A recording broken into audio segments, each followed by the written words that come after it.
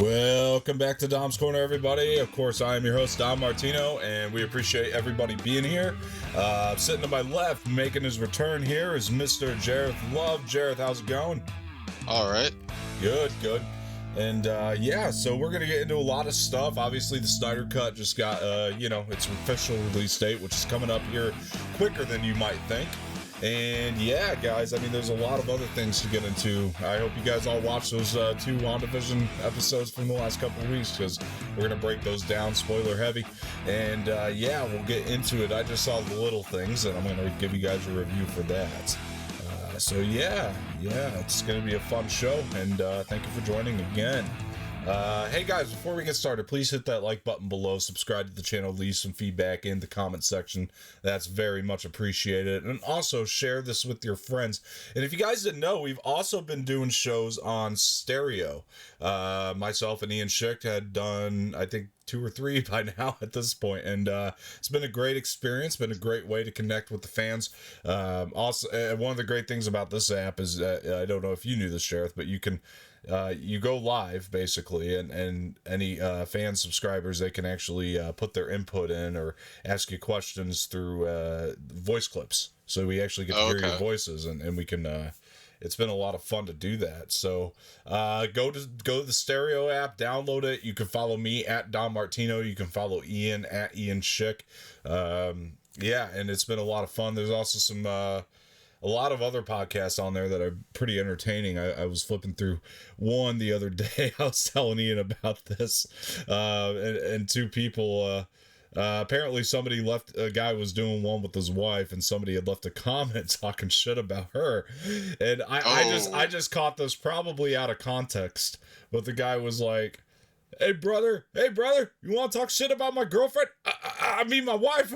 And I was just dying laughing. It was amazing. So yeah, check out stereo. I'm telling you guys, this app is going to be huge. It's amazing. It's one of my favorite things to just scroll throughout the day. So and I will be on tonight again, so with somebody with the new face that you guys are not familiar with. So we'll get we can get into all that there, and I hope you guys find me there. So I want to dive right into the news, and I want to start with, I think, what's, to me, the biggest topic of all this. Well, actually, there's 2 major ones, but this one is the one that's going to be coming up more recently. The Snyder Cut finally got its release date. It's going to be March 18th. Jareth, how did you react to that?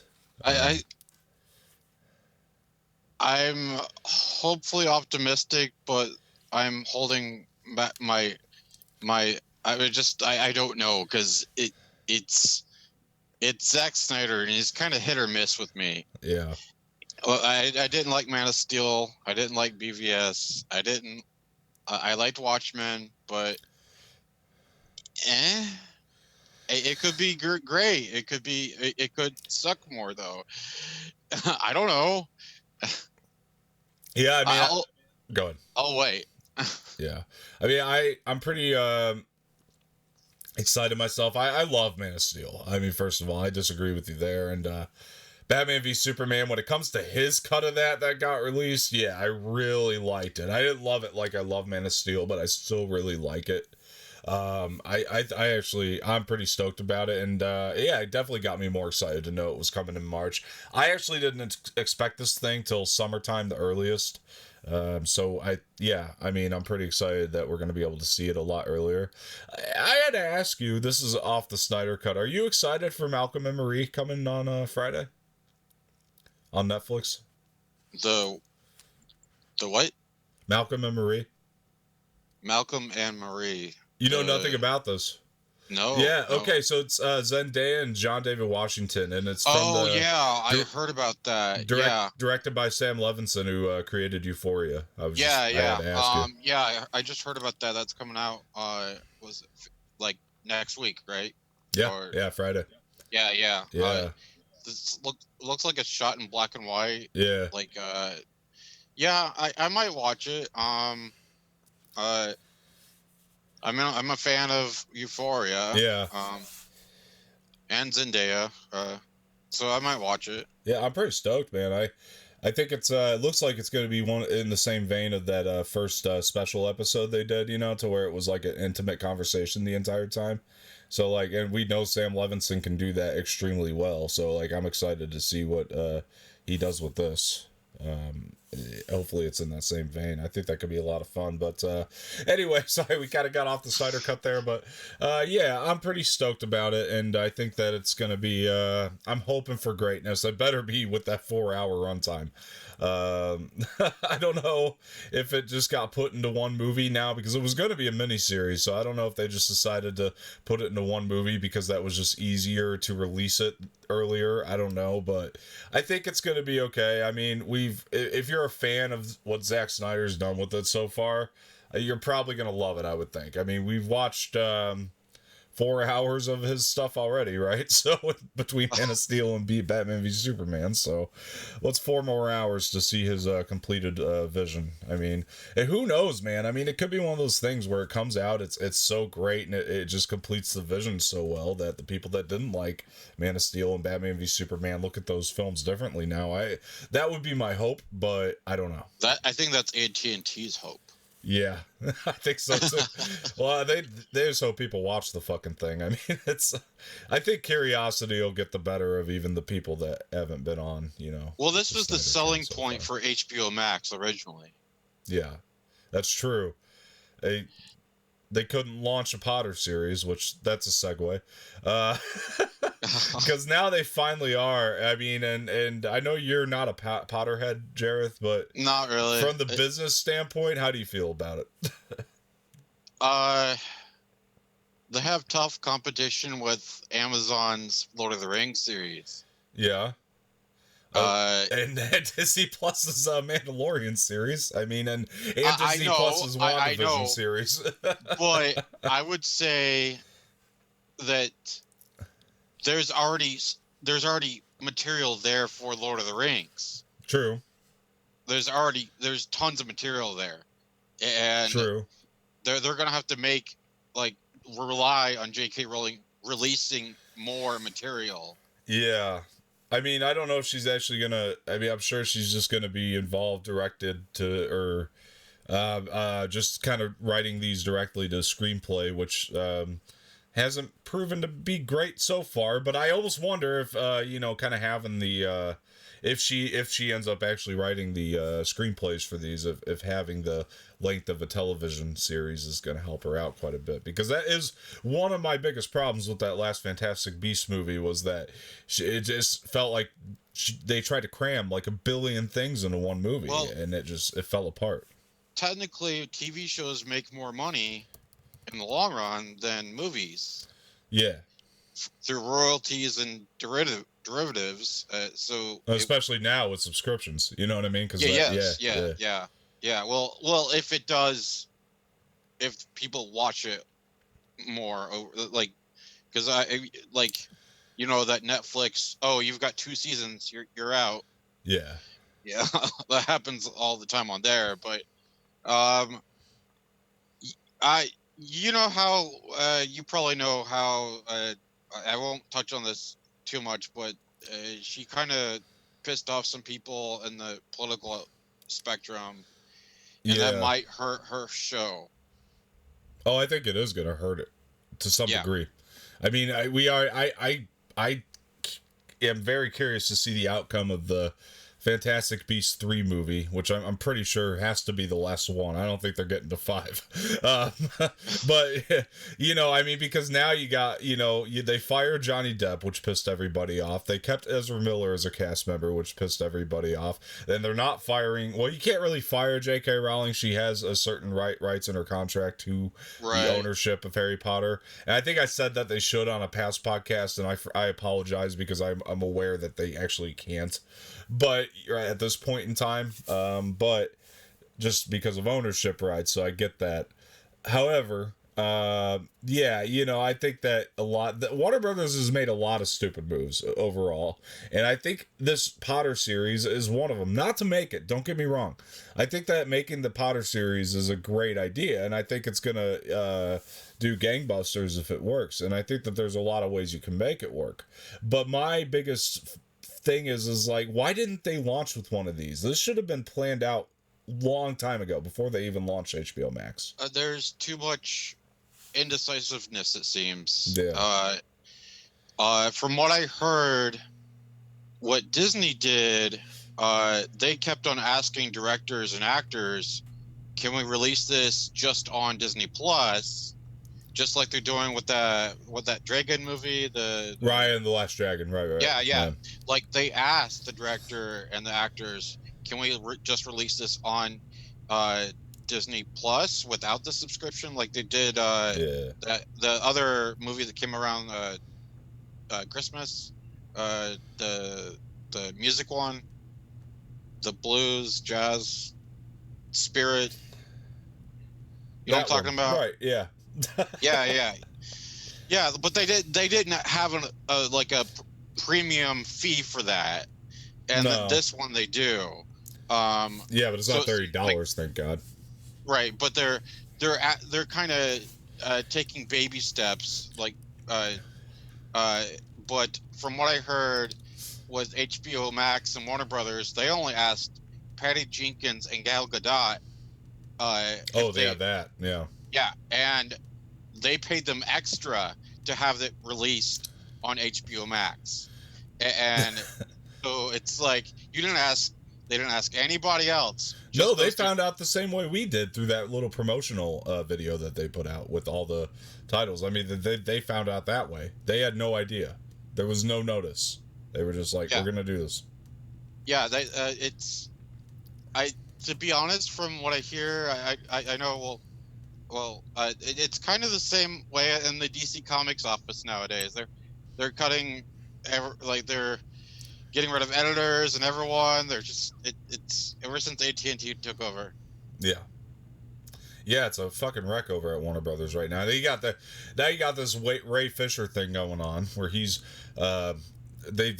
he's now dropped out from playing Cyborg, and he's come out and said, it was going to be more than a cameo in the Flash movie.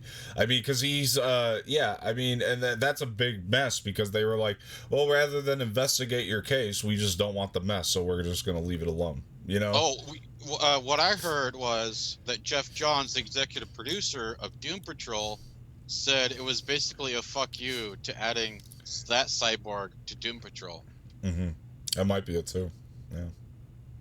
I don't know. Either way, it's just, I don't know. They're not making smart moves right now, because they're. I mean, at least they're sticking with Titans, like we discussed before we started airing.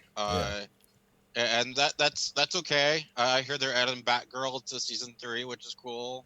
And I don't know, like she's gonna be the new police commissioner of Gotham City, and so that's good that they're sticking with their original series that were on DC Universe, but I want to see, like, I don't know, variety. This is why I still subscribe to Netflix, because they have the most variety out of all the streaming services. Yeah, I agree, and they don't really have a lot yet. I fully believe that they'll get it together. I think a lot of, it was going into panic mode, with the pandemic and everything, but I fully agree that I fully believe that they'll get it together eventually, and that, trust me, HBO makes amazing content. I mean, they're going to be one of the biggest players in the streaming wars, but they need to get their shit together, man. I mean, that's, hopefully the Potter series is a step in the right direction. I actually think that they can do really great things with that, and I think it will get a lot of viewers. I mean, I know the J.K. Rowling thing, it's going to hurt a little, but I don't think it's Harry Potter, man. I mean, it's still popular as hell. There's still an audience for it. They just want good stuff, and they haven't been getting that lately, so I think that, and I think Mandalorian, I mean, it really helps them out, too, when you think of something like that, because a lot of the fans for Star Wars are fans of Harry Potter also. So, like, when they see what a Mandalorian can do for Star Wars, I think it helps them be like, it'll make them go, oh, yeah, I want to see one of those for Harry Potter. So I think it's just smart business all around to do one. But, again, I would have done it at launch. Like, I think that they should have launched with one. If they were smart, they could do an animated series, Yeah, which is l- which would be for all ages, and it would be less costly. that's true. Speaking of which, I don't think I put this on the rundown, but the Game of Thrones animated series. Really, that's Yeah, coming out. yeah. I don't know when or what, but I think it's clearly something to hold them over until they can get these prequel series off the ground. Because it's, I mean, I don't know, man. I'm into it. I'll watch it. I think a Game of Thrones animated series is really, really cool. It sounds cool to me. I mean, it's something more from that world, and yeah, I'd be into It it. might be after the Hedge Knight, which they didn't have any books, but it was just about. I think it was about one of the one of the kids, the Nightsmith kids. Do you know what I'm talking about? Yeah. Yeah, I think it That's was about possible. him. I think maybe I don't know, but they could pull anything out of that universe. Prequel, but uh yeah, no idea. A lot of things coming out with no info.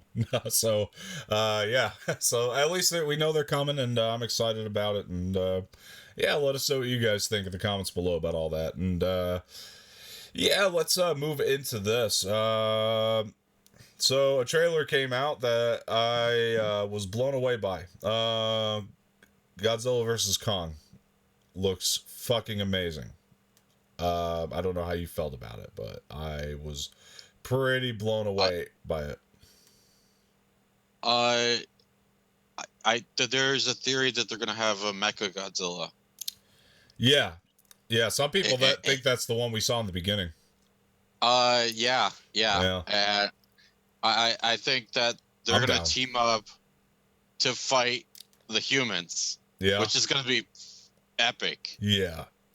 It looks really fucking great. I mean, that once that first wide shot came in with Kong smacking Godzilla or Mecha Godzilla, who knows?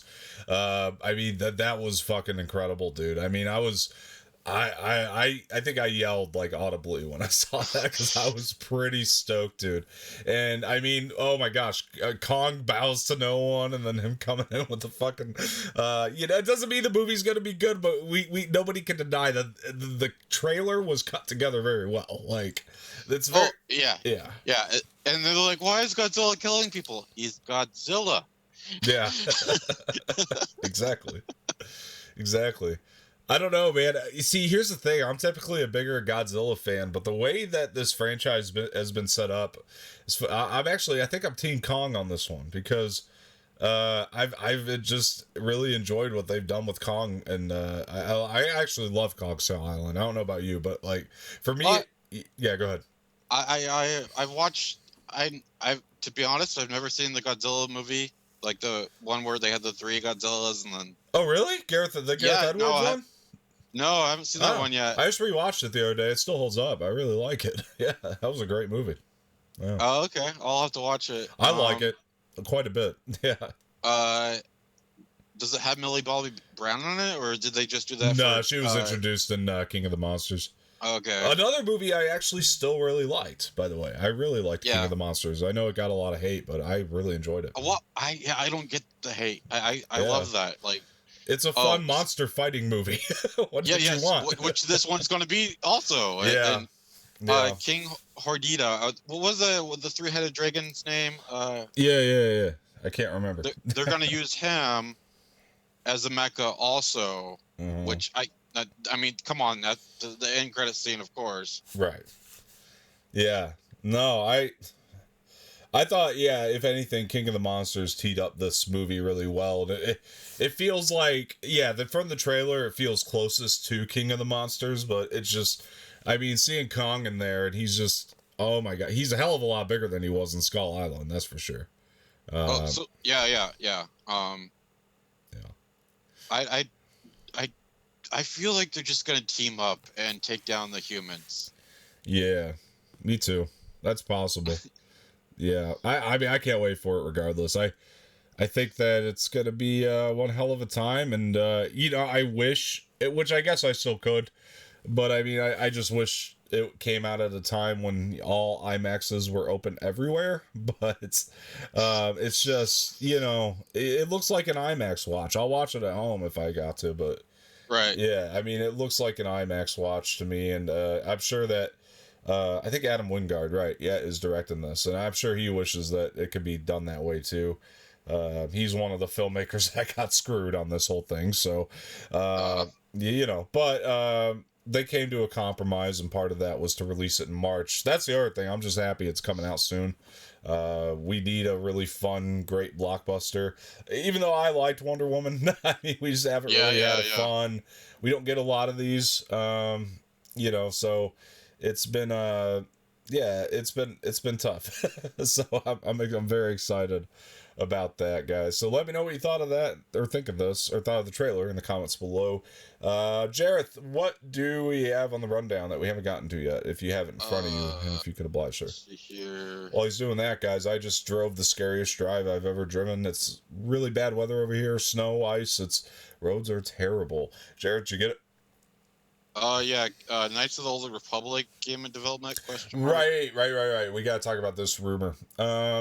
So the rumor, a lot of people are thinking it's going to be Knights of the Old Republic 3. Well, first of all, did you play the Knights of the Old Republic games? No. Okay. No, I didn't. Some of the best Star Wars games out there, 100%. I mean, They're actually expensive.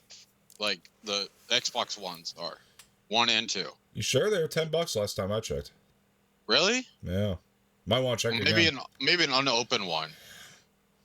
Oh, you mean the physical copy. Physical copy. Yes. I'm sorry. If you wanted to download it digitally now, though, it was like $10. It's like a collector's item. Yeah, no, definitely. I'm sorry, I realized what you were talking about. I thought you meant the digital to get it now. No.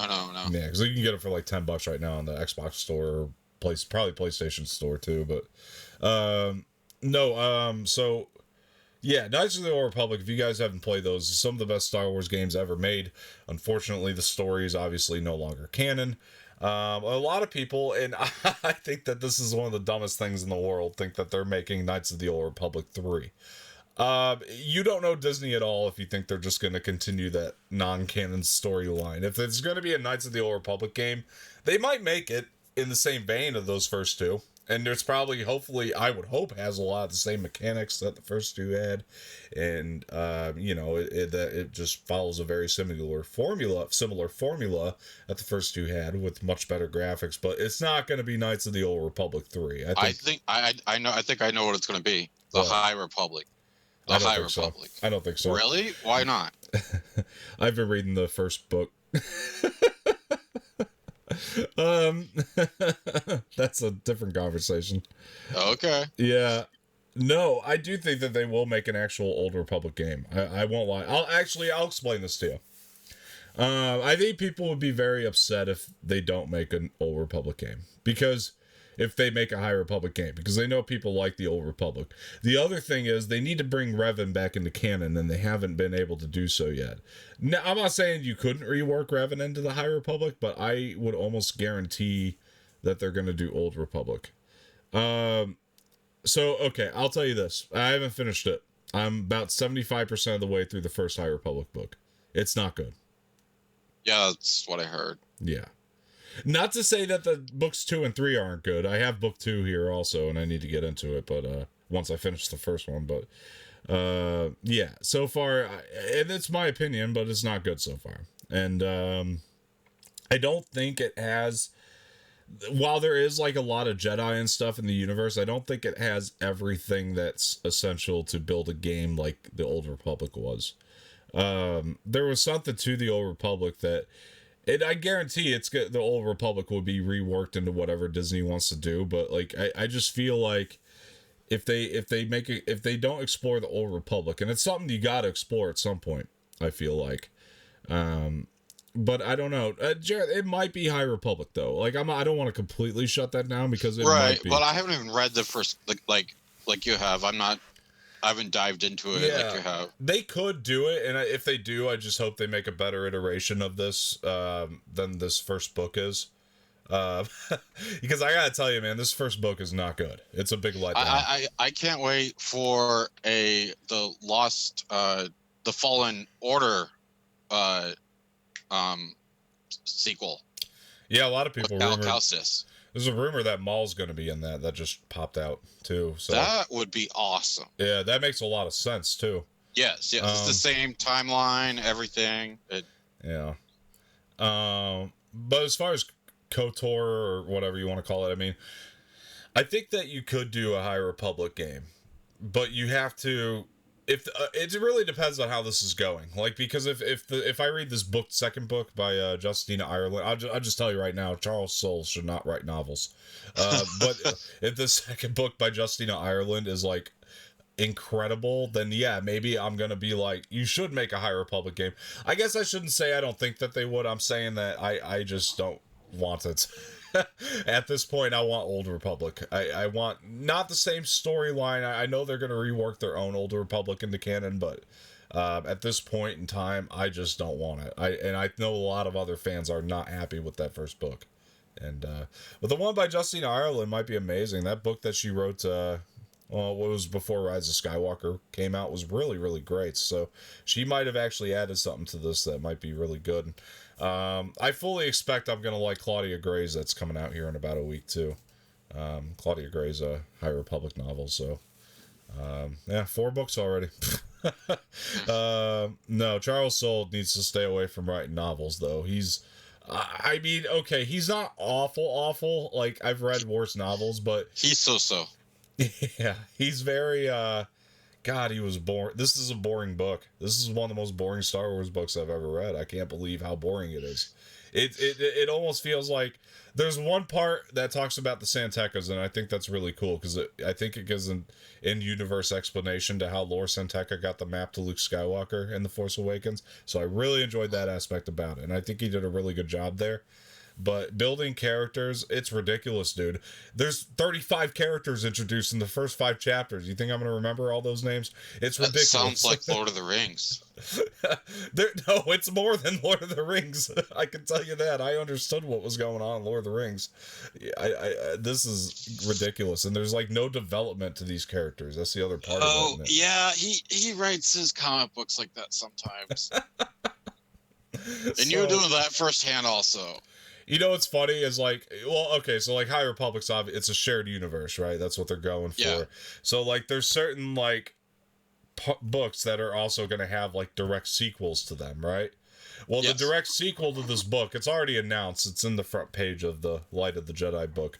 What I found really funny is you would think that the same authors would do their direct sequels, and the direct sequel to Light of the Jedi comes out in July. Nope, Charles Soule is not doing the direct sequel to his own story, so they're getting, it's going to be Cavan Scott, and I actually think that they probably know that, like, you know, that it's not going well with him, because plus, you gotta remember that this book got delayed like 3-4 months too. You know what I mean? So was that because of COVID and everything? I don't think so. I think that this book was probably a mess, and they probably had to make some changes just to make it cohesive.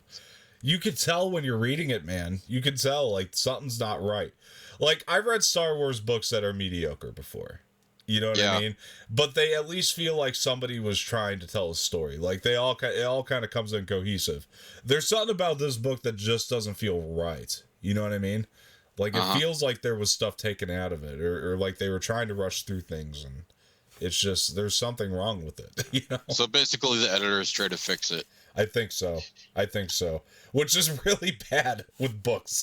This typically doesn't happen with books. I don't understand how it all went wrong, because I thought all these authors were getting together and planning this out. And this is just, it's a bad launch, man. And there's people out there that love this book though, so maybe I'm wrong. Maybe I'm an idiot, because there are definitely people out there that have given this book incredible reviews. Like, they think it's really, really great, and they thought it was a great launching point for the universe.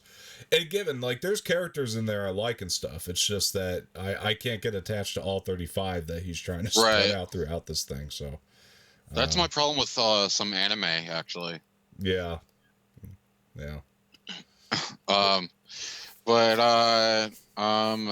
the Little Things review, that's probably just you. I haven't watched it at all. Is there any other news before the review?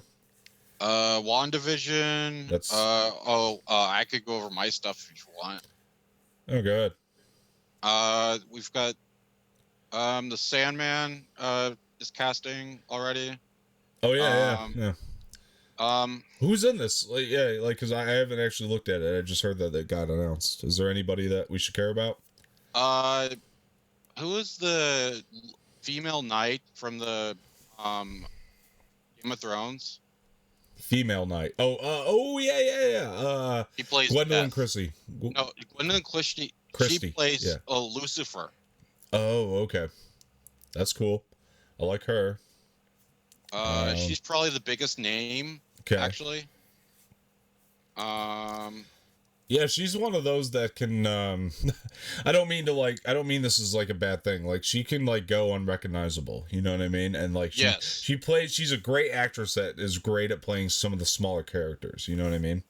Like Yeah. nope, yeah, but go ahead. Tom Sturridge as Dream, or Morpheus, the main character. Okay. Which is if you look him up, he kind of looks like Neil Gaiman, which is kind of funny. Oh, really? the creator, yeah, yeah. Uh, Vivian, I see Pong. No idea. Yeah, no idea. Lucian, she plays the librarian of the Dreaming. Okay. Um, Charles Dance. Oh, Charles is Dance. I love Charles yeah. Dance. Yeah. He plays Roderick Burgess, which is he's a magician that summons Dream. Okay. That's basically the first the first 6 issues. Okay. And then Sanjeev Bhaskar, Cain from Cain and Abel. Okay. They live in the dream world from Dream. Mm-hmm. And then Asim Chaudhry is Abel. Okay. He looks familiar, but I don't know what he's from. Name sounds familiar. Boyd Holbrook is the Corinthian. It's an escape nightmare that goes over into like the second volume, where he kills people. Mm-hmm. They have a little spoiler alert. Do you mind? Good. They have a serial killers convention in volume 2. Like at a hotel. Like they thought it was like a serial convention, like for cereal. No, it's a serial killers convention. Oh wow. And this dream inhabits a body and goes there. Which was it's messed up. It has a dark sense of humor in the same way. Yeah. And then and then we have Gwendolyn Christie as Lucifer. Right. No, I like that. It makes me happy that this is actually going to happen. I mean, it seems like it's they're fast tracking it. So that's good. That's it's just gonna be a cash cow. Yeah. If they do it right. Which I liked American Gods, which Neil's behind that also. Mm-hmm. And so I'm all for this. Yeah, most of the time when there's a Neil Gaiman property, it's you're right. It's a cash cow, as you put it. I mean, definitely. I think this will be really, really fun. I mean, I can't wait. Fun but dark, and that's Sandman. That's definitely Sandman for you. Yeah. That's super cool. We are kind of talking about Borderlands also, the Kevin Hart. Kevin Hart. I forget who else was being cast in it, but Kevin Hart's going to be cast as Roland, which I kind of really you could choose someone else at all. But then I think I don't know if I think James Wan is gonna be. I think I don't know if they're coming out at the same time, but I'm looking forward to James Wan's Mortal Kombat movie though, because I've seen the movie stills and the pictures. They look a lot better than the '90s stuff we got. Yeah. Well, hey folks, listen. The great thing about not being a huge gamer is that you don't have to worry about shit like Kevin Hart being cast as your main character. Because I honestly just don't care. That's fine. If you want to do that, go ahead. I'm good with it. No, I'm sorry if this is like bad casting to people, whatever. But the thing is, I'll give an honest opinion here. I feel like 9 times out of 10, this is especially recently. When you get one of these really off-color castings, you get a lot of people bitching about it, and then the thing comes out 9 times out of 10. The thing comes out, and then you're like, "Oh yeah, they did a great job." So I feel like if they cast Kevin Hart, it was probably for a good reason. Not defending the casting because I don't know jack shit about the character. All I know is that it would be people are saying that it would be quite the stretch for him to actually reach the heights of his character, considering Kevin Hart's usual work. Which, hey man, if he can do it, let him do it. Give him a shot. If it sucks, it sucks. I mean, I'm sorry if it sucks, but but that's just how things turn out sometimes. But that's my honest opinion. Is listen, man, if Kevin Hart wants to do a little bit more serious acting, let him do it. If he comes in and mucks up the thing, then yeah, sorry. He's gonna have that. to buff up a lot. Yeah. Don't sit there and bitch about it like people do. I mean, just root for the guy. Root that the guy does well. And Okay.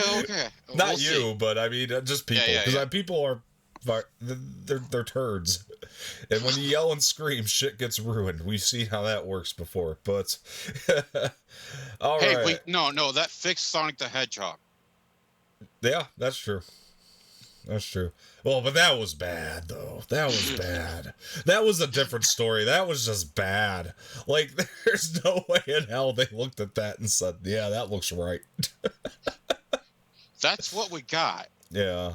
And then they were like, no, we don't want that. And then they fixed it. No, it fixed Aladdin also. Will Smith's genie, it fixed. Oh, I mean, okay. yeah. No, I get that. Like, if it's a cosmetic thing, whatever. Yeah, if it's like a noticeable cosmetic issue, yeah, then yeah, get on Twitter and start getting on them before they don't have any more time to fix it. Because if it's like an actual cosmetic evident issue that they missed, that's a very different thing. Because that's just why the Incredibles, why they had to amp up the CGI effects on Fantastic Four. Yeah. What I don't like, my point is when they're like when okay, like if a trailer comes out, it's fair game of things that you can say are evidently wrong. You know what I mean? Like a Sonic the Hedgehog, cosmetic shit like that. But when people start bitching about a storyline and they don't even know how it's actually gonna go until they see the movie, that's a whole other issue. That's a whole other issue because it's so true because people will be like, I don't want to see the storyline go this way. They're going to do this and it'll ruin me or things like that. Or casting issues when we haven't even seen a lick of footage. You know what I mean? Or things like that. Completely different because like, yeah, I mean, but 9 times out of 10, when you get one of these really off-color castings, especially lately, not all the time, most of the time, it seems to be that they've cast this person for a reason and that they can actually do the thing that they were hired to do. It just seems like the industry is very fluid like that. You get a lot of people that can do a variety of different things. I mean, Kevin Hart's a talented guy. I mean, this isn't the thing I would have put him up for or even guessed he would be doing, but he's a talented ass guy. I mean, there's things that he's done I don't like, but he's talented. He's somebody who can. I think Keira Knightley's in it too. Yeah, that's right. And I think that'll draw more people in instead of Kevin Hart. Well, she's hot and a good actress, so yeah. I mean, it's yeah. So I think that'll work. I mean, yeah. I mean, we'll see. It might be fine. I don't know. I don't know anything about Borderlands, so I'll shut up. I had another thing.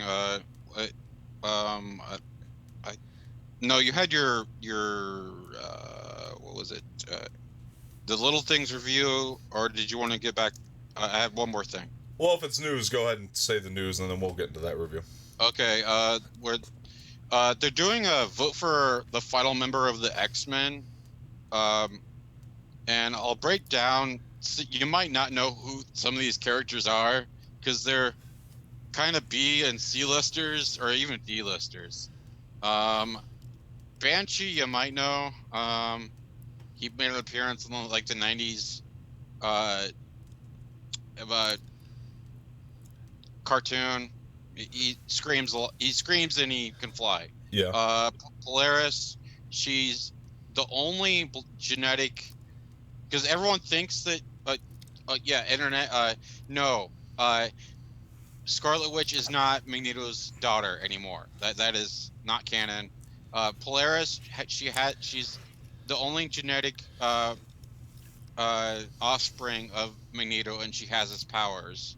Um, and then Forge, he's basically Tony Stark without the money, because his superpower is that he can engineer anything. Yeah. Um, got Boom Boom. She throws uh explosives that look like those clack rocks that from fireworks stores. Tempo, super speed, cannonball. He was on the New Mutants movie. Then Sunspot was also in the New Mutants movie. Right. Strong guy. He's just he's an Italian American, huge ass like bodybuilder that he has like the more you hit him, the stronger he gets. Marrow, kind of a Wolverine ripoff. She uses her bones as claws, and then you have Armor, a psychic. Well, she has a psychic shield, and you can vote for this until like I think February 2nd on Marvel.com. Okay, great. Listen, this is weird. Oh, I know. I know it's weird. This is a weird choice. I mean, I gotta tell you what, man. Like, could you imagine? Okay, people were already pissed about how the sequel trilogy turned out in Star Wars. Could you imagine if they were like, vote for who's gonna direct the next movie? Because this is how this feels. Like, it feels like they are so unplanned, and like, that's how it makes me feel, and it irritates. You know what? The hell out of last me. time they did this, I think, was in the 1980s when they were like, "Do you want to kill Jason Todd or let him live? Call this 1-800 number," Right. and everyone wanted him to die. This is weird, man. Like, I don't like this at all. Like, I think this is like one of the oddest decisions that Well, the weird thing is, Marvel like, can make. Okay, you could vote for the X-Men to be in the team, but how are they going to use them? How is the writer going to use That's them? my point. It feels is the unplanned. other concern. Yeah, because they're like, okay, is the character going to have any lines? Is the storyline even going to be about the character? Right. Right. It's like, okay, we have it written, but we're just gonna shoehorn whoever you vote for into it. Like, that's how it feels to me. Or is it going to be a cameo situation? Doesn't sound like it. It's not going to be Doesn't a cameo. sound like a cameo. Sounds a lot bigger the way they describe it. And they're actually doing this in the comics, where they're letting, because all the mutants live on an island now, where the other X-Men are voted democratically by the mutants on the island. So it's kind of like a meta thing that the fans get a vote. Yeah. And I've actually seen fans making posters and stuff for these mutants. Like, no, vote for them, vote for them. It's kind of fun, but it's weird. Yeah. Yeah, man, it's weird. It's like, what if the character gets voted for, then you're writing it and you're like, oh, this doesn't really work at all. You know what I mean? For what I wanted to do, this is dumb business. I mean, it might be smart business at first, but it's dumb, and it might get people to see the thing because they're like, oh, our vote got cast, but it's just, it's not gonna work. It sounds like this is something that's gonna fall apart.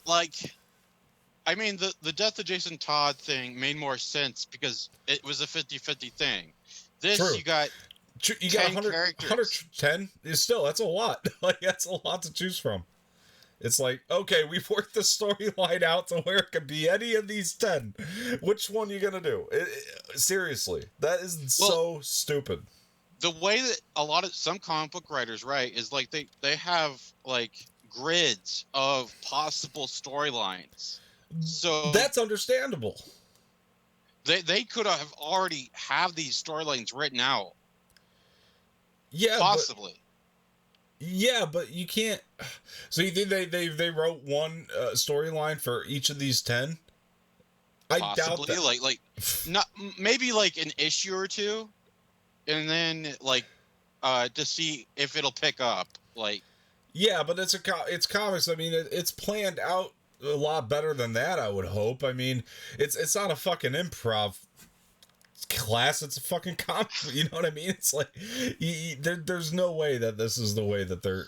I don't know. I don't know why they're doing it. Like I just saw it on my Facebook feed one day. I'm like, you get to vote for the next X-Men? What? I feel like this goes away. I feel like this goes away real quick. I don't know. We'll see. Well, the thing is, that's not the way that this writer writes, though. He writes like years in advance. Yeah, that's my point. If you, this is gonna go away. They're gonna leave this up, and then they're not. Yeah, it's gonna be forgotten about. I almost feel like I can almost guarantee this is gonna be forgotten about.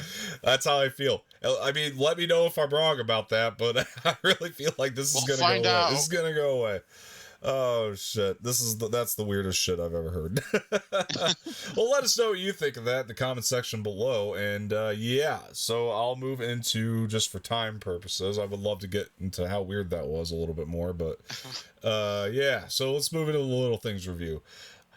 Little Things, I don't know who this was directed by, but I could tell you the cast. It was Denzel, Rami Malek, and Jared Leto. I was super stoked for this movie. That movie. That movie, yeah. And the trailers looked fantastic. I mean, I was so excited that it was coming out on HBO Max. I mean, you had Jared Leto, you know, just playing a creepo, which is like perfect for him.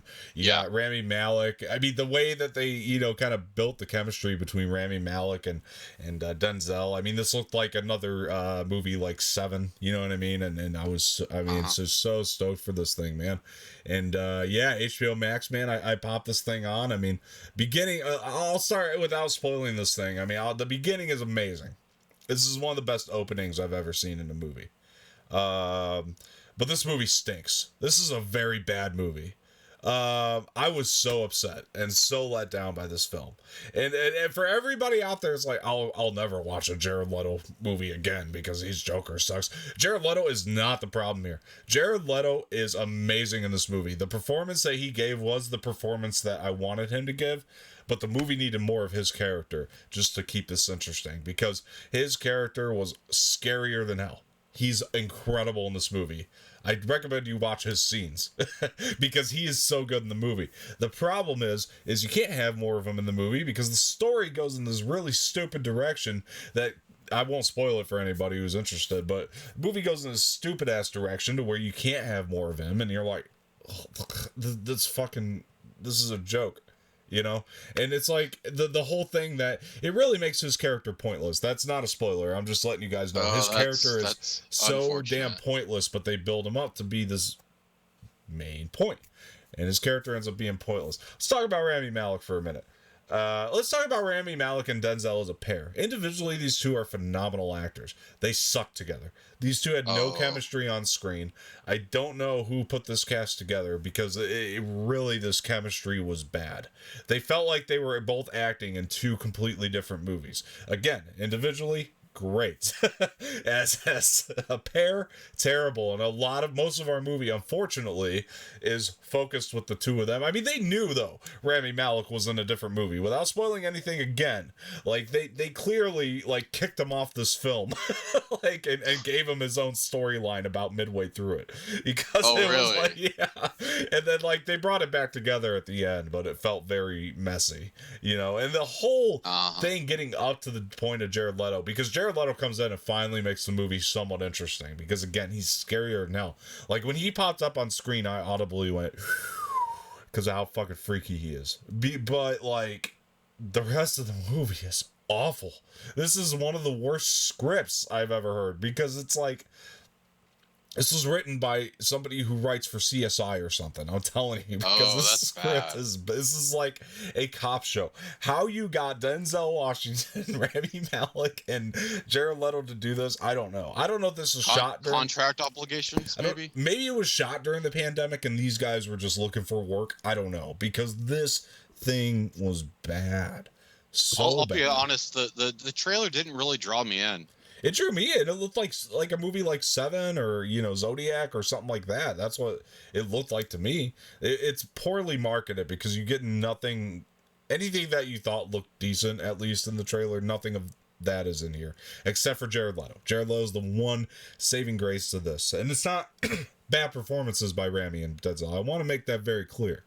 Okay. They do their jobs incredibly well. They're just in different movies. That's direction's Right. fault. That's Okay. That's direction's fault. It's not their fault. Directing and Yeah. script writing. Yeah, directing and screenwriting exactly. And like there were and it was crazy because like when Rami Malek like went off and like on his own storyline at a point in this movie, because he does for like a pretty good chunk of it, the writing suddenly became good. So it almost feels like they took two scripts and tried to mesh them together, you know what I mean, into one thing. Yeah. And it's such a mess, man. It's so fucking messy. I was like, it is boring because nothing is going on. This is How long is it? It's 2 hours and 7 minutes, and I sat through the not, whole no, not doing it fucking then. thing. I tell you, fast forward to Jared Leto's scenes because you got to see his performance. It's that good. It's Oscar-worthy good. But you take him out of this movie, there's nothing Oscar-worthy about it. Like, it's so bad. Not that every movie needs to be Oscar-worthy, but my point is like, it's so imbalanced when you have this thing that is clearly, I think, is going to get a lot of critical acclaim, just that performance in a nutshell. But the rest of it is just so god awful, with the exception of the acting. The acting is fine, but it's just in two different things and it's going two different directions. But again, when Rami Malek is by himself, the writing is suddenly good. But then you got the Denzel thing going on, and the writing is still bad. It just feels like a CSI cop show, and that's how messy this fucking movie was. And I was so upset. If you want to see the little things, watch it, form your own opinion. But I could promise you, if you thought it looked great in the trailer, you're not going to get any of that. I swear to God. Another thing I want to mention about this movie too, because I've never heard it go so badly in one of these types of movies. The score is terrible. It's a bad score. It's bad. Like, typically, like, I don't get on composers. And this might have been done. I didn't even look it up. I probably should have. But this might have been done by a composer who's extremely talented. Look up the director for me too while you're at it. Yeah. I want to know who did this, but I can't remember. I know it, but I can't remember the name. But whoever composed the score did a bad job. Like, it felt like the score almost made the movie drag even more, because every time it would pop up, it's one of the most boring scores I've ever heard. And like, it just doesn't work for the tone that they were trying to go for either. This is one of the messiest movies I've seen in... Thomas Newman. Yeah, I don't know what you were thinking here, because... Yeah, he did the Shawshank Redemption, Cinderella Man, American Beauty, The Green Mile. Yeah, great, good composer, clearly. But this, unless they told him he was doing a score for a different movie and they just borrowed it from some other movie, which wouldn't surprise me. This is not a good score. Whatever score they used here from him, it did not fit this film. I really found the score to be boring. I don't typically get on composers because I'm like, they're just making music, but this is a very boring drag score. I mean, it doesn't add anything to it, and it really stood out to me that it was that bad, because scores typically aren't this bad. And then John Lee Hancock, he directed it, which I'm surprised because I like The Highwaymen on Netflix. I didn't catch that. I need to watch that. I hear that's a great movie. Wow. Yeah. So he did that one, which got a lot of critical acclaim. And he did The Blind Side. Yeah. Another critically acclaimed movie. This is not anything like his other movies. He gave some very poor direction on this. I'm just gonna leave it at that, because this movie sucked. This was bad. I don't typically just poo-poo all over movies. I think I'm giving fair critiques here. I really do, and I hope that whatever he does next is much better, because clearly I like his films. Blindside was pretty good. I mean, I still need to watch Highwaymen, and I hear it's great. This one is Yeah, it's rough. I was very surprised it was this rough. But yeah, guys, that was my review of the little things. I'm glad I get to quit talking about it now. But yeah, let me know what you thought in the comments below, because I am curious to know your thoughts. Just thought a lot of the story just felt very pointless, especially by the end. So yeah, all right. Let's break down WandaVision. We have not had a chance on this show, at least, to talk about episodes 3 and 4. Starting with 3. Wow, how did you feel about this episode, Jareth? I was kind of knew what was coming just based on what was revealed from the second episode, like for the children. Right. And I've watched all the trailers. I read the comics. I knew that she was gonna have the kids, but not. I don't know like how she was gonna have the kids exactly. Um, Right. Right. and I wasn't for sure, but when they were gonna throw Monica Rambeau out of the bubble thing, um, because that I mean that was given away in the trailer also. Yeah. And Um, sorry, hold on. We're gonna go into spoilers for anybody watching, but yeah, go ahead, Jareth. Sorry. yeah. Um, I, I'm still like I like this. I think episode 4 is the payoff, though. Yeah. Definitely, Yeah. episode 4 is definitely the payoff episode for all these for these 3 episodes. It's, especially if you're not a fan of like all the Nick at Night rerun stuff Oh, that's and so like up my alley. This was so up my alley, Jareth. The show, yeah, I've been loving it. I'll tell you real quick though. I'll let you get back to your thing, but I'll tell you real quick. When the 4th episode started, I was actually a little bit bummed because I was digging what was going on in the first 3 oh so much really? when it started. But when it got into it, I was like, "Yo, this needs to happen," obviously. But anyway, Oh go yeah. ahead. Just get to what you were saying. Yeah, like uh it's like I mean they bring in Kat Den on episode 4. They bring in Kat Dennings. They bring in I forget the FBI agent. Agent Wu. Agent Wu. Yeah, Agent Wu, and they start explaining everything, like Yeah. everything, Which is another and thing I was worried about, because I like how they're so sparingly vague about everything in the first 3, and I thought that they were really going to ease into giving all the answers, and they kind of spoon fed them all to you, most of them, but then you get to like the ending and you see how it all played and was put together, and I really fucking loved it by the end of it, because it became one of my favorite episodes in it. So, but go ahead. yeah, Yeah. but they still don't know who, like, who's doing it to her, and I still think it's Agatha Harkness. Mm-hmm. Uh, I, I, I have a I different know, theory, but I know you probably think it's I Mephisto. don't actually, believe it or not. I know. Really? I think Mephisto's in the show, but I don't think he's doing this to her. Uh,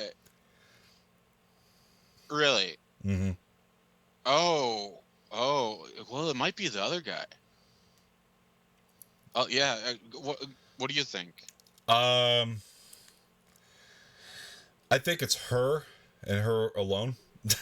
Really? Yeah, I don't think. Yeah, it could be. Well, I don't necessarily think there's any powers at. I mean, extra powers at play, except for the fact that I think that she definitely made a quote unquote deal with the devil, Mephisto, Uh-huh. to at least get Vision back, because I don't think that's something she could have done on her own. But I think everything that's going on is actually her. Like, I don't think she's being manipulated whatsoever. I think that it's her. However, I don't think she understands, what Mephisto's going to end up doing, which is coming for her children. If you ask me, I don't think she really. I don't think that was a part of the deal, but I do think it's her. I think that if you go back to, and I actually, this is what's even crazier, is I think that this stuff started coming into play a little bit before. I think what we're gonna end up finding about Wanda is that she's essentially, she's traumatized from loss. You know what I mean? And I think that that's Right. what's gonna come into play. And I think her mind, everything going on with her trauma, I think it started even before Infinity War. And I'm gonna tell you why right now. what I've noticed about this, and especially after watching the show, is with Marvel and anything Kevin Feige's backing up, nothing is there by accident. Now think about the beginning of Infinity War. And now remember, she's already lost Pietro at this point. Pietro. I think it's Yeah, whatever. yeah. But she's already lost him at this point, right? And so in the beginning of Infinity War, it's the first time we heard her without that accent. Now I'm going to tell you why I think that this is. I think that it started her. I think it has to do with her trauma from loss and her grief and everything.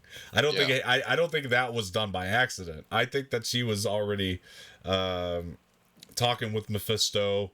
I think that she wants Pietro back. I think that was the first deal that she made with him. But I also think that she's also in her own right mentally ill a little bit. I really do. And I think we're going to start to see that come into play. I think that the other, I mean, excuse me. I think that the big takeaway, though, is about her Sokovian accent.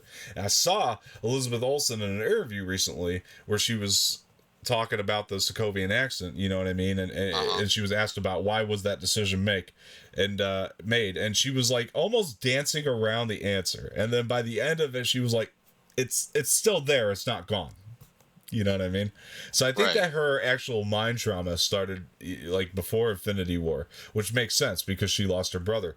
Then you go into, and I got to rewatch the scene because I want to get exactly what she was telling him, but the conversation between her and Hawkeye, and I'm pretty sure it was something along the lines of, "Oh, things are gonna get better. They have to get better." You know what I mean? But if you listen to the way that she's talking during that conversation, it's not Wanda. Like it's a different. She's like completely pissed. She's completely like gone. Like because the end of Avengers, with the exception of everybody losing Tony Stark, the end of Avengers Endgame was like a celebration for most of the characters except for Wanda. So in my opinion, she started losing her mind quite a bit even before the events of Infinity War. What about when she was with Vision during Civil War? But she wasn't with him at that point. Right, but then I don't know. They were still flirting. They were making dinner together. Flirting, but that was the first time I also noticed that her Sokovian accent also started to leave her too.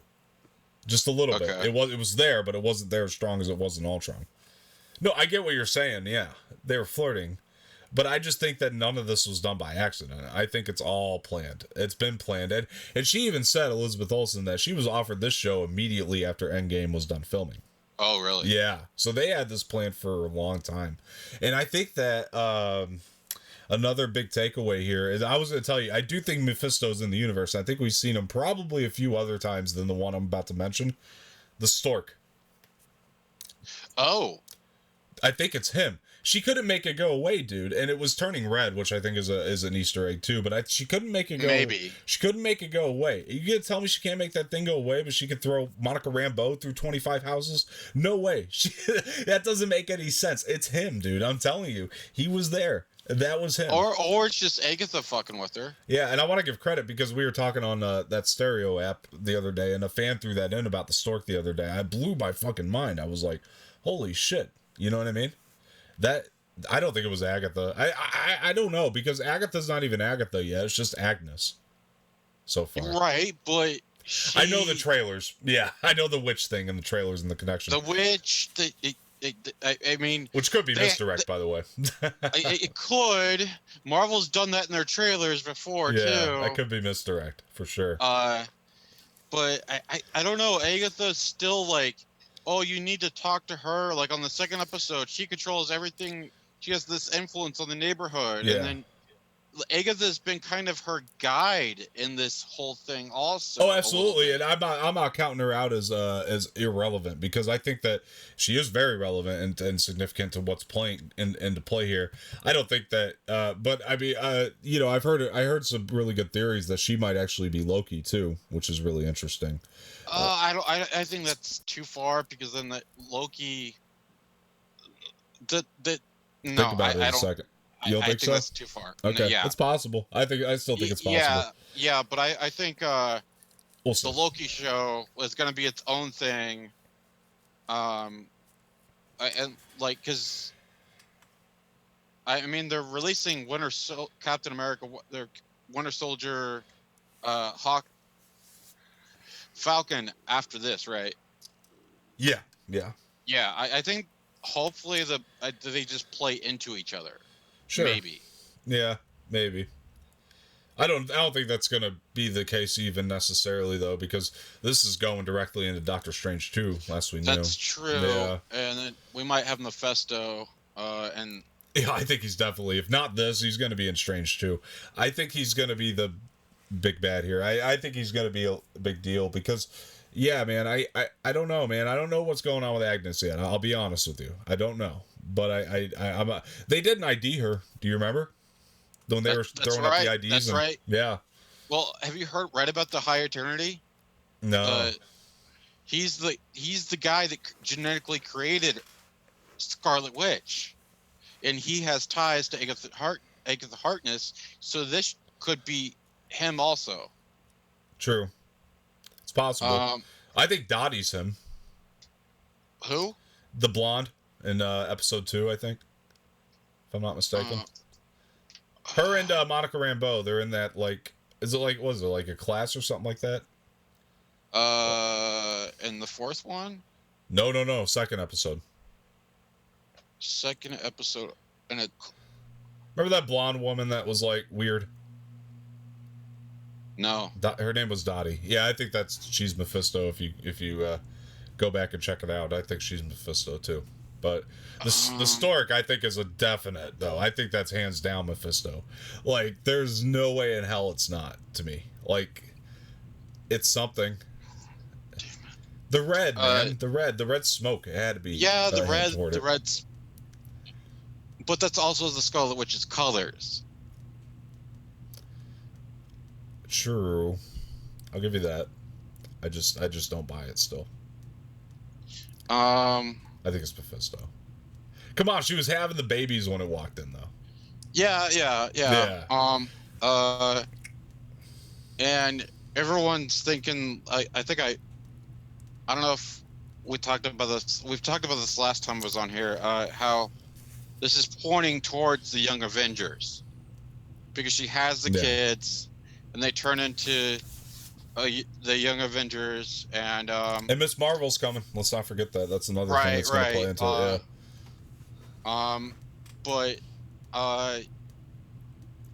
I think they're like, because one of her kids is magic based, Wiccan, and so, but they're gonna be like magically aged. That's but yeah, they're gonna age quicker than but there is no like confirmation about any shows about them or anything yet. This is just all speculation. Yeah. And I do agree with that. Like, Mephisto might be the next bad guy in Doctor Strange 2, because that's like the most logical thing. Well, here's the thing, man. Now that we're kind of in a spot where we have all these answers, we could really start to build into that. You know what I mean? Because, I think that's the next natural step, is to start building into how did Wanda get here. You know what I mean? How did all this happen? And I think that's an important logical step that I don't think they're going to miss at all. But I want to point out a couple things from this last one, the fourth episode, that I really dug. Definitely the seeing how the sewer guy got in and out, I thought that was cool. In the hazmat suit, that was super how cool. it changed. Because originally I saw some YouTubers that they were like, oh, that looks like an AIM bad guy suit. AIM's the bad guy from Iron Man 3. Yeah. No, I remember that. Yeah. It's the High Evolutionary. He's the guy behind the genetic construction of why can't I remember? Quicksilver and Scarlet Witch. They are not mutants. That was retconned during the whole Fox Marvel debacle. Right. So it could be him, but I think I think I think I don't think so. Okay, Because this seems he's more science based, and this is just seems more magic based. gotcha, gotcha. Especially with what you said about Mephisto and everything. Yeah, Uh, but the from what I think is going to happen with the next phase of Marvel, they're going to have more than one baddie. It was like oh Kane. yeah, yeah, yeah. No, don't get me wrong. I definitely think that that's gonna be There, it's gonna be multiple villains. Yeah, in the next phase. But Yeah, because there's Kane, yeah, Kang, Kang the Conqueror, and like Ant-Man 3, and then there's which I think it's a good direction for Marvel to do yeah, instead of like, oh, we're building up this big bad guy. This is what you did before, Marvel. Like, oh, and who knows? Maybe we could see a team up of bad guys. yeah, Maybe not. I don't know.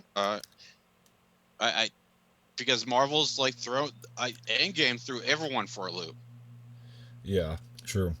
Listen, the one last thing I want to bring up, because we are pressed for time here, unfortunately. Usually I wouldn't cut these off this early, but I gotta get this one uploaded and all that, and then get on the next one that I got to do. So, yeah, but look, the one last thing I want to bring up about this, though, that fucking shot of Gray Vision, Dead Vision, was Oh yeah, terrifying. that was Good. scary. Holy shit. And then just like right after that, how Elizabeth Olsen, we really got to see her, I guess, true colors of this version of the character play. That she's such a good actress, man. I mean, did you see that Wind River movie with her and Jeremy Renner? I can't remember if we've ever talked about that. No. Check that movie out. She's awesome in that too. But side note, but yeah, dude, that whole ending and then her just throwing Monica Rambeau through about 100 different houses and her getting thrown out of the whole thing. Like, You need to leave now. yeah, and then her putting all the shit back together. Like, I was just so blown away, and like we're really starting to see, like, I guess my point is like the full extent of what Wanda can do, and I'm really excited about that. That excites the hell out of me because, correct me if I'm wrong, Jared, she is like one of the strongest, right, in the comics, right? Like they're Yeah, she's altered reality multiple times. yeah. Uh, but along with that comes, if she's crazy, then she's subconsciously altering reality. Yeah. No, I mean, it goes back into what my theory's always been with the show is that she created this world to preserve Vision's memory. And I think that's, I think she just doesn't want anybody fucking with it. I genuinely think that that's what it is. Whether, her making a deal with the devil, so to speak, is part of it or not. They by the way, there's been several references to the devil in this show. Like, the toast commercial, if you turn the toast upside down, it's 666, and I definitely think it's a Mephisto connection. I don't think there's any doubt about it. I mean, what was it? The devil, the proof is with the devil or something like that Agnes said to her or something like that, and then she was like, just kidding. I mean, it's been referenced several times. Then what about the watch commercial? Stucker? Yeah. That's a good question. I don't know much about it. Like, I don't know. I know who Baron Strucker is, but I don't know how it has to do with this. Yeah. I mean, it's going to come into play, right? And even at the bottom of the watch, it said Hydra. You know what I mean? It's I like that might be what Hydra sets up the tied to this. That might be what sets up the Falcon Winter Soldier stuff. You know what I mean? They might come back to that later to start setting up the Falcon Winter Soldier stuff. I'm thinking, or maybe it's just like a hint to some of the things we're going to see in Falcon Winter Soldier. You know what I mean? There's like a foreshadow. That's one of the things I missed about like in episode 4. I'm like, where are these like hidden meetings? Yeah. That's true. It didn't have as many of those because everything was very spoon-feedy. But yeah, that was one of the things I loved about the first 3 is how sparingly they were with answers and things like that. And there was like, I love the not knowing. The mystery of the show was one of my favorite aspects. But Yeah, unfortunately, we do got to wrap up, guys. I'm so sorry. But listen, check me out on Stereo. You get a bunch of extra podcasts going on over there. We've been doing quite a few, so definitely follow me there at Don Martino, and you can follow Ian there too. He's just at Ian Schick. Adam, you can follow there at the Red Eclectic now. Mark's on there now. Be sweet to Mark. So check us all out there and what we're doing, and I'll keep trying to do stuff there, and it's a lot easier to set up those. So you know.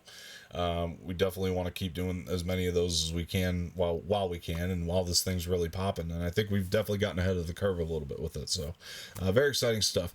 Jareth, I want to thank you for joining me. I don't think you typically have things to plug, but Oh yeah, yeah. I do have some comic book channels to plug. Okay, yeah, go ahead. If you're into comics, check out Comic Storian, Comics Explained. Those guys have been doing this for like I don't know, like 10 years at least. You can catch up on comic books, and then Comic Frontline. I've been following them for years. That's all. Yeah, and yeah, guys, my Twitter and Instagram is the same as always. It'll be in the description below. Also, the channel's Twitter and Instagram will be in the description below, so be sure to follow me and us there, and just to see everything we're doing. And we appreciate you joining us today. Hey, guys, if you haven't done this already, please like this video, subscribe to the channel, leave some feedback in the comment section, and share this with your friends. It's much appreciated. And once again, I have been Dom Martino. This has been Jareth Love, and this has been another episode of Dom's Corner. And we'll see you guys next week. We're going to start getting back on the normal schedule. So appreciate you, and we'll see you guys. Bye-bye.